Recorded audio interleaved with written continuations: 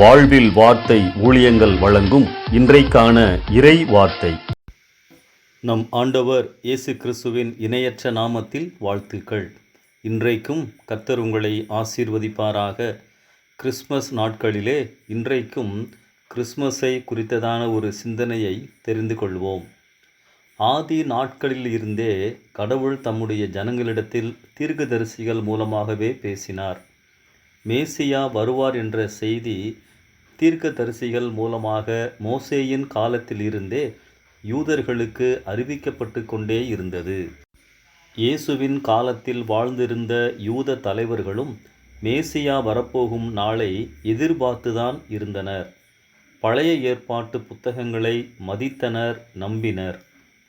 மத்தேயு 2ஆம் அதிகாரத்தில் வானசாஸ்திரிகள் யூதருக்கு ராஜாவாக பிறந்திருக்கிறவர் எங்கே என்று ஏரோது ராஜாவிடம் வந்து விசாரித்த பொழுது, கலங்கின குழம்பின ஏரோது யூத மத தலைவர்களை அழைத்து கிறிஸ்து, அதாவது மேசியா எங்கே பிறப்பார் என்று விசாரிக்கிறான்.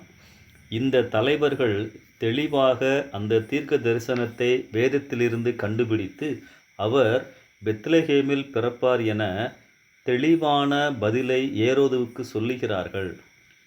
வானசாஸ்திரிகளின் தேடுதலையும் காரணத்தையும் அறிந்த வேதபாரகரும் பரிசேயரும் என்ன செய்திருக்க வேண்டும்? நாம் இத்தனை வருடங்கள் எதிர்பார்த்திருந்த மேசியா பிறந்து விட்டாரா என்று சாஸ்திரிகளுக்கு முன்பாக இவர்கள் பெத்லகேமுக்கு போயிருக்க வேண்டும். ஆனால் இவர்கள் அப்படி செய்ததாக வேதத்தில் குறிப்புகள் இல்லை. மேசியா பிறந்த செய்தி இவர்களை பாதிக்கவில்லை. அது இவர்களுக்கு ஒன்றுமில்லை. வேத வார்த்தைகளை வாசித்து புரிந்து கொள்ள தேட ஆர்வமில்லை. குளிர்ந்து போயிருந்தார்கள். எந்தவித பாதிப்பும் இல்லாமல், உணர்வும் இல்லாமல் தங்கள் வீடுகளுக்கு போய்விட்டார்கள். ஆர்வமின்றி வேதம் வாசித்தால், கடமைக்காக வேதம் வாசித்தால் ஆண்டவர் நம்மோடு பேச மாட்டார்.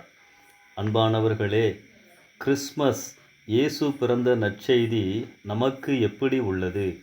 எங்களுக்கு மாற்றம் வேண்டாம், நாங்கள் இப்படியே இருந்து விடுகிறோம் என்று வாழ்ந்த பரிசேயர்களைப் போல உள்ளதா?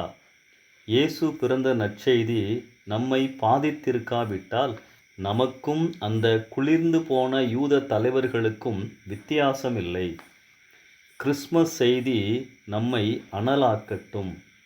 இயேசுவை சந்தித்த வானசாஸ்திரிகள் திரும்பும்போது ஆண்டவருடைய எச்சரிப்பினால் வேறு வழியாய் சென்றார்கள்.